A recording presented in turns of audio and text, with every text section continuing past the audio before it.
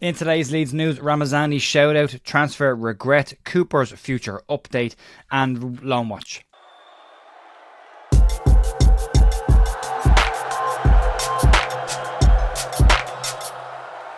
Morning folks, Ger here, Wednesday morning the 4th of September with your Leeds United news. Hope you're all having a really good week so far. There's not massive amounts to get into, but there is some shout-outs and some detail on some of the players that Leeds have brought in during this transfer window, as well as some more fallout from the transfer window, more so around players that didn't get their move to Leeds United than Leeds themselves, and then a future update on Liam Cooper and what's going on with him and where he is at as well, and then the return of Loan Watch, which will be at the end of the video, because I know it's not for everybody, but we'll keep a track on how all of the players that are away from Leeds United but still contracted to the club are getting on in their loans so far. We'll start off though in what will be probably a short enough video today with largely Ramazani Shout Out. Yesterday we spoke about the new boys Tanaka and Schmidt, and today it's the turn of largely Ramazani. Football League World have been doing some supporters pieces on the new signings that have gone to clubs this year, and their fan pundit Carl Smith has a lovely piece in Football League World talking about the efforts to try and replace a player like Crescencio Somerville with somebody else or a profile similar to that,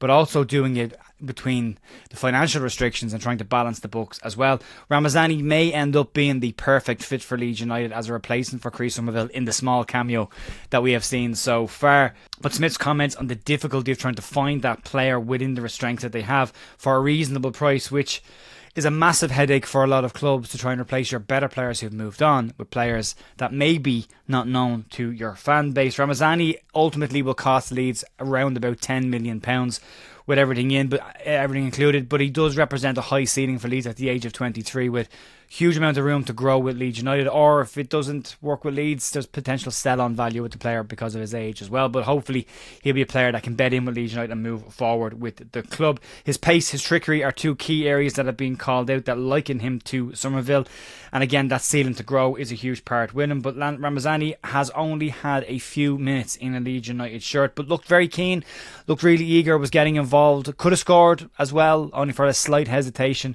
but was very, very involved in the game. But Daniel Farke has been minded to keep everyone's expectations level around the player.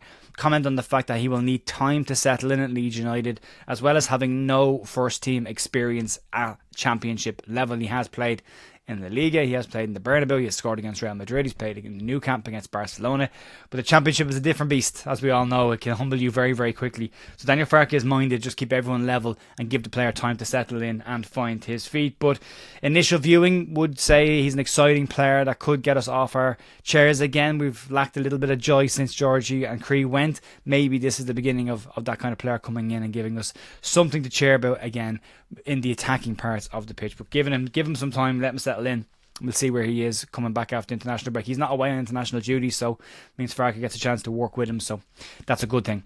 Moving on to some possible transfer regret, not necessarily transfer regret around Leeds' side of things. There might be a little bit, having not gotten a number 10, but some of the players that were linked with moves to Leeds don't all seem to be completely happy with not getting the moves finalised, and one of those players is Dejan Ljubicic from FC Cologne, who was linked repeatedly with Leeds in the last 2 months of the window. Tanaka may end up giving Leeds more value for that position than Ljubicic would have done, but with the player out of contract next summer, there is a possibility that Leeds could return to the table and negotiate a deal in January for an immediate transfer, with a gun very much to Cologne's head, with the contract time really, really ticking down. Or Leeds could just opt to negotiate a pre-contract agreement with the player and bring him in the summer on a free transfer. Reports in Germany suggest that Leeds may return in January to have another gut look at Ljubicic, with Cologne's sporting director commenting on his immediate happiness in the short-term future, but there is a lack of a long-term future, basically saying that the player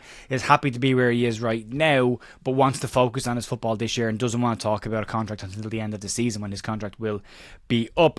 From the players' side of things, the report also says that Ljubicic was left frustrated that Cologne didn't allow him to move to Leeds United, and blocking the move may end up just leading to him negotiating a free transfer with Leeds in January. Leeds are well stacked in that midfield area now. You look at Ethan Ampadu, Joe Rothwell, Tanaka, Ilya Gruev and young Charlie Crew. However, Joe Rothwell is in the team on loan, and Leeds, if they do see Dejan Ljubicic as a potential Premier League player, Leeds could return in January to negotiate that pre-contract and have the player come in the summer should it look like Leeds are going to get promoted to the Premier League at that point. Joe Rothwell returning to his parent club after that loan would free up space for the player to come in, and it could represent very decent business in the long term for Leeds should El Tanaka and the rest of the deals that Leeds have done so far all work out. But we'll have to wait and see. The player himself has said to not be overly happy at being forced to stay at Cologne when he wanted to move away, but that's where how the cookie crumbles. You've got a contract with a club, they don't want to let you go, you don't go. So we'll see what happens with that one. I'm sure there'll be more information will come out on that one. Moving on to a player that Leeds offered a contract to at the end of the season, and former Leeds United captain Liam Cooper's future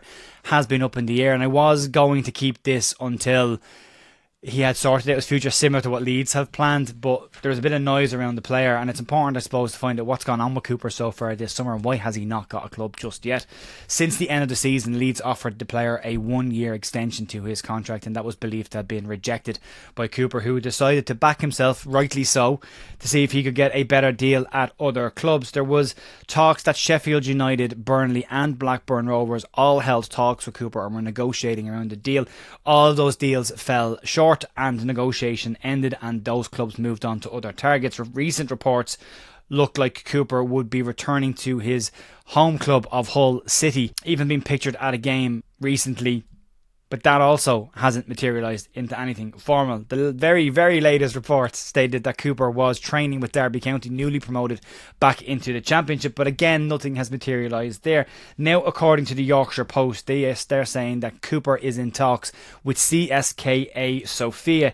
The Bulgarian outlet would offer Cooper top-tier football and a top club within that top tier, but as a player who looks as though he was happy to stay within the Yorkshire area or Lancashire area, this would represent the first major move outside of the UK for the player. Leeds United have said that they are holding back on their tribute and their goodbye to Liam Cooper until he has sorted a new club, because until then that offer that Leeds have from him is still very much on the table, but looks increasingly unlikely that the player would ever be back at Leeds United in a playing capacity anyway. There is the opportunity obviously in the future of the player coming back as a coach, which I personally would love to see, but as of right now, Liam Cooper still without a club. Leeds won't do an announcement on the player until he is signed for a new club, so you have to wait and see where they're. But CSKA Sofia are the ones that are being mentioned with the player right now.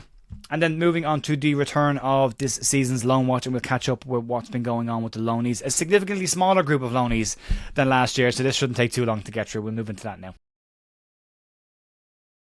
Jack Harrison's second season at Everton on loan hasn't started in the best of fashions. Rock bottom of the Premier League. Harrison has, however, started all 3 games for Everton, but no goals or assists, and has been getting a little bit of stick from fans around consistency.